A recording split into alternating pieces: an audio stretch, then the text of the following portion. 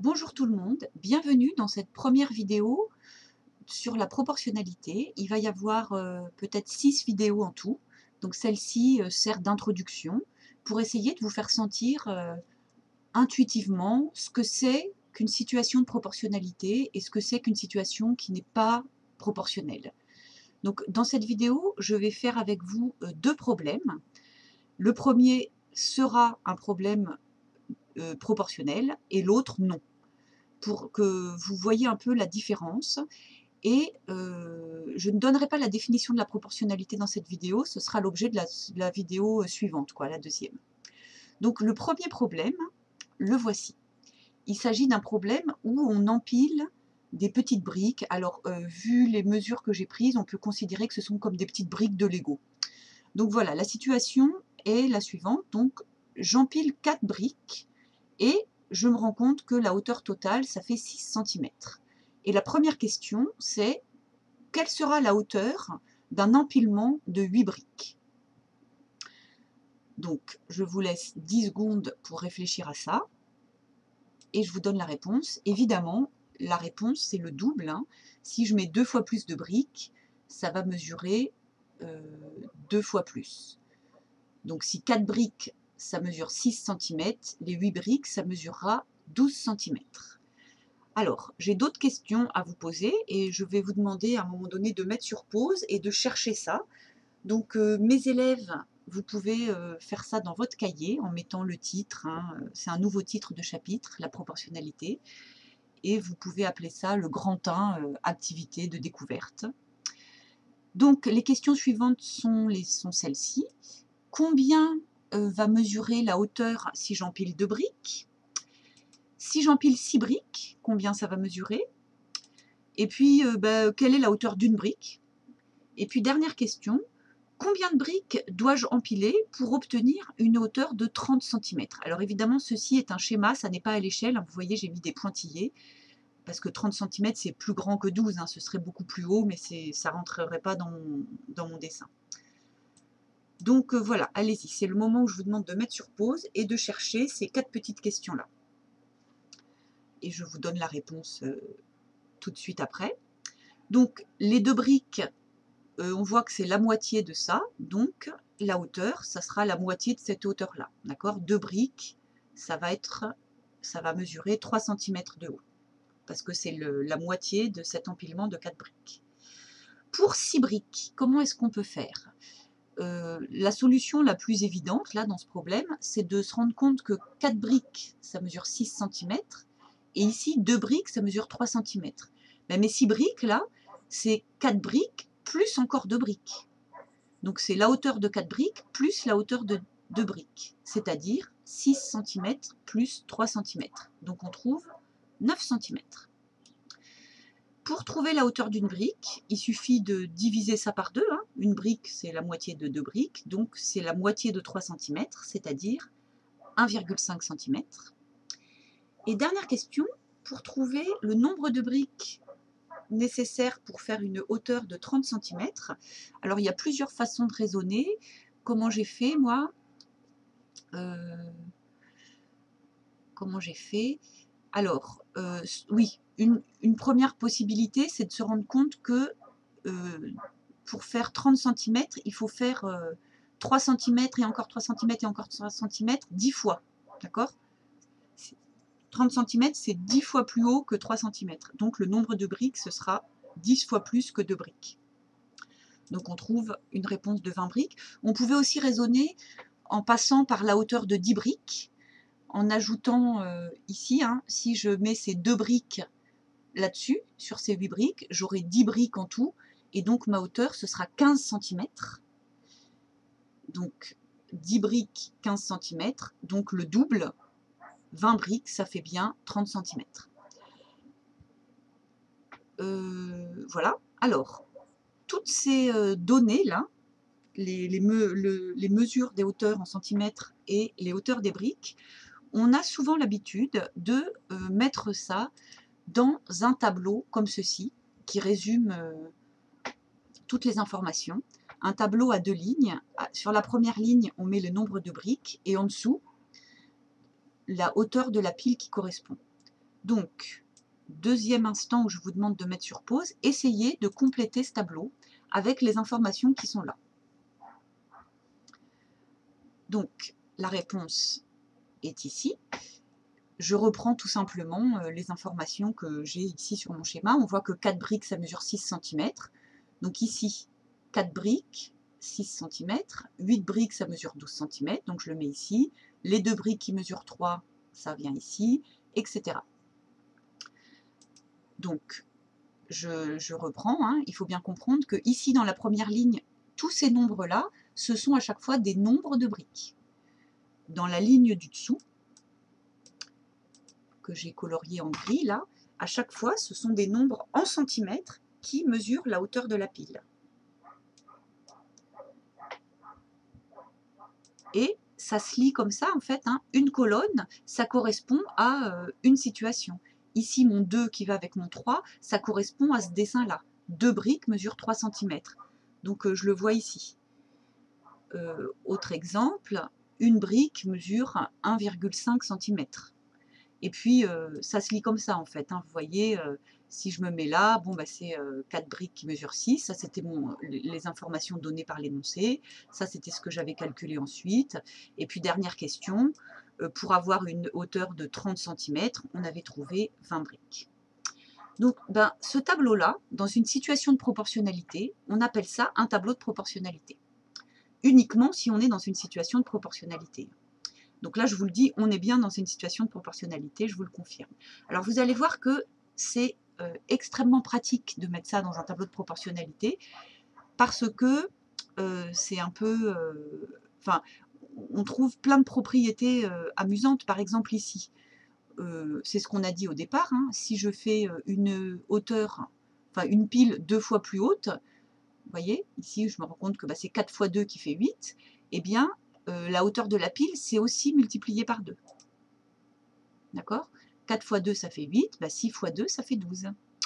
Autre exemple, quand je passe à une pile de 2 briques, par rapport à mes données de l'énoncé, là, je divise par 2. Donc 4 divisé par 2, ça fait 2 en nombre de briques. Et ma hauteur, 6 cm, divisé par 2, ça fait bien 3 cm. Ici, pardon, quand je passe de cette hauteur de 2 briques à ma hauteur de 6 briques, hein, on voit que celle-ci, elle est 3 fois plus grande, effectivement. 2 fois 3, ça fait 6. Et la hauteur, bah, ça suit, c'est aussi multiplié par 3. Parce qu'on est dans une situation de proportionnalité. 3 fois 3, ça fait bien 9. Je pouvais aussi le faire comme ça, en me rendant compte que, c'est ce que je vous avais dit aussi, si je mets ces 2 briques-là sur les 4, bah, 4 briques plus 2 briques, ça fait 6. Et en centimètres, 6 cm plus 3 cm, ça fait 9. Je l'ai repassé en gras pour que vous voyez bien ça. 4 plus 2, ça fait 6. En bas, ben, ça suit aussi. 6 plus 3, ça fait 9. Dernière chose rigolote dans les tableaux de proportionnalité, c'est ici, par exemple, on voit bien que ça marche, enfin, les multiplications, ça marche aussi de haut en bas. Si ici, je vois que 1 fois 1,5, ça fait 1,5, ben, en fait, c'est vrai partout. Et ça, on peut le vérifier facilement. Que 4 fois 1,5 ça fait 6. Alors vous pouvez vérifier à la calculatrice ou vous pouvez utiliser cette astuce de calcul mental parce qu'en fait multiplier par 1,5, si je veux multiplier un nombre par 1,5, j'ajoute la moitié de ce nombre à lui-même. Hein, on vérifie ici, 4 fois 1,5 c'est bien 4 plus la moitié de 4. 4 plus 2 ça fait 6. Ici aussi, hein, 8 plus la moitié de 8, 8 plus 4 ça fait bien 12. 2 plus 1 ça fait bien 3. Et ça marche à tous les coups. Donc, dans un tableau de proportionnalité, c'est toujours le même nombre qui permet de passer du nombre du haut au nombre du bas. Et ce nombre-là, en général, ben, on ne va pas l'écrire dans chaque colonne comme ça. Quand un tableau est de proportionnalité, on l'écrit une fois pour toutes sur le côté comme ceci. Hein. Chaque nombre du haut, quand je le multiplie par 1,5, je trouve le nombre du bas. Et ce nombre s'appelle le coefficient de proportionnalité. Voilà, donc vous voyez, tout ça, alors nous reverrons ça en détail dans la 3e vidéo, quand on apprendra à compléter un tableau de proportionnalité, c'est-à-dire à résoudre un problème. Mais déjà, c'est important que vous voyez bien ça, c'est qu'il y a, à chaque fois qu'on voit qu'un nombre est multiplié, que ce soit d'une colonne à une autre, bah, c'est pareil en bas, et puis aussi de haut en bas, quand on multiplie par un nombre, c'est pareil dans chaque colonne. Et aussi, on peut additionner des colonnes. Ça marche bien. Ok, donc ça, c'était mon premier problème, qui est bien un problème d'une situation de proportionnalité. Pour vous montrer que ça marche pas, enfin que des fois, on a des problèmes qui ne sont pas proportionnels, je vous propose ce deuxième problème. Alors, c'est un extrait du brevet, j'ai juste pris l'énoncé, hein. Un extrait ça a été posé donc au brevet en 2019 en Amérique du Nord. Donc voici la situation. Pour ranger les boulets de canon, les soldats du XVIe siècle utilisaient souvent un type d'empilement pyramidal à base carrée, comme le montrent les dessins suivants. Donc ici, on appelle ça un empilement à 2 niveaux, hein. Premier niveau, deuxième niveau. Ici, l'empilement à 3 niveaux, à 4 niveaux, à 5 niveaux. On aurait pu appeler ça des étages, hein. Là, j'ai 2 étages, là, j'ai 3 étages, 4 étages et 5 étages. Alors, avant de continuer, je voudrais que vous essayiez de réfléchir à ça. Pareil, vous allez mettre sur pause et vous allez essayer de me compléter ce tableau. Donc, vous voyez, j'ai mis ici sur la première ligne les niveaux d'empilement qui correspondent au dessin, 2, 3, 4 et 5. Et ce que je voudrais, c'est que vous me calculiez, vous comptiez le nombre de boulets nécessaires à chaque fois.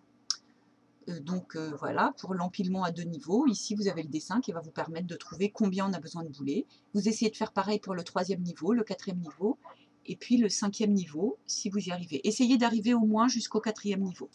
Je vous laisse mettre sur pause et réfléchir à ça. Et on va corriger. Donc pour l'empilement à 2 niveaux, on voit que là, au premier niveau, en fait, il y a 4 boulets, plus 1 ici au 2e étage. Donc ça nous fait 5 boulets en tout pour ce dessin-là, en fait. Ici, pour l'empilement à 3 niveaux, alors on ne voit pas très bien sur ce dessin, enfin sur cette représentation en perspective, mais vous pouvez imaginer que comme c'est une pyramide à base carrée, on voit en fait ici qu'au premier étage, on a un carré avec 3 boulets de côté. Donc en fait, si je le dessine ici, juste le premier étage de ça, j'arrive à voir qu'en fait, j'ai besoin de 9 boulets, uniquement pour le premier niveau de cet empilement à 3 niveaux. Sur le deuxième niveau, on en a 4, 1, 2, 3, 4, plus 1. Donc on trouve que ça fait 14. Ah, j'ai été un peu vite, là, j'avais déjà mis la réponse. Donc oui, hein, je reprends, 9 plus 4, ça fait 13, plus celle-ci en haut, ça fait bien 14. Pour le 4e niveau, donc, je sais, enfin, comment j'ai fait? Pour le 4e niveau, je vous ai redessiné ici le carré du premier étage. Donc vous voyez qu'en fait, on a 16 boulets. Ici, on a les 9 qui sont dessinés là, plus les 4, plus 1. Et ça nous fait un total de 30 boulets. Pour le 5e niveau, je n'ai pas fait la correction, je vous laisserai chercher ça, c'est un bon exercice, et pour les 6e et pour les 5e. C'est le genre d'exercice où je pourrais vous demander aussi de me calculer ça pour un empilement à 10 niveaux, à 50 niveaux, à 100 niveaux, à n'importe quel nombre de niveaux. Mais nous reverrons ça plus tard, on va juste rester sur ce tableau-là pour vous montrer que ça n'est pas proportionnel. Alors, pour montrer que ça n'est pas proportionnel, on le voit par exemple très rapidement ici, que l'empilement à 4 niveaux, donc le 4 là, c'est bien 2 fois plus haut. Enfin, 2 fois 2, ça fait 4, mais en bas, ça ne marche pas.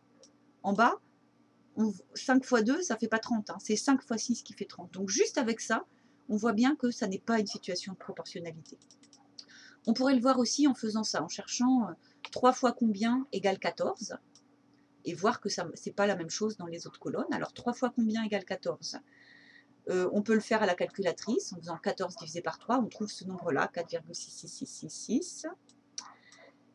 Et si je cherche, par exemple, alors ici, oui, on voit bien que ça ne marche pas pour cette colonne-là, hein, parce que c'est 2 fois 2,5 qui fait 5, donc ça n'est pas la même chose ici. Et puis pour le 4 fois combien égale 30, on voit qu'en fait, si je fais 30 divisé par 4, je trouve 7,5. Donc c'est 4 fois 7,5 qui fait 30. Donc on n'est pas du tout dans une situation de proportionnalité. Ça ne nous empêche pas de présenter les réponses dans un tableau. Juste que ce tableau-là, on ne peut pas l'appeler un tableau de proportionnalité. Donc voilà, je vous ai remis le résumé des deux problèmes. Donc ici, quand le tableau est proportionnel, en fait, à chaque fois le nombre du haut, En le multipliant par 1,5, je trouve le nombre du bas. Ici, pas du tout, ça ne marche pas.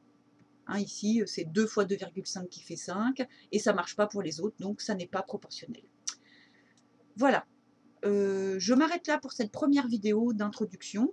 Ce qu'il faut retenir avant de voir la définition dans la prochaine vidéo, c'est que une situation de proportionnalité, quand j'ai deux grandeurs comme ça qui évoluent ensemble, ben, si je prends pour ma première grandeur, si j'en prends 2 fois plus, et ben, la deuxième grandeur c'est 2 fois plus aussi.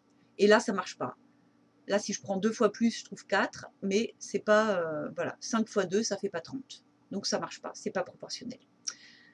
Je m'arrête là pour aujourd'hui et je vous dis à bientôt pour la définition de la proportionnalité dans la prochaine vidéo.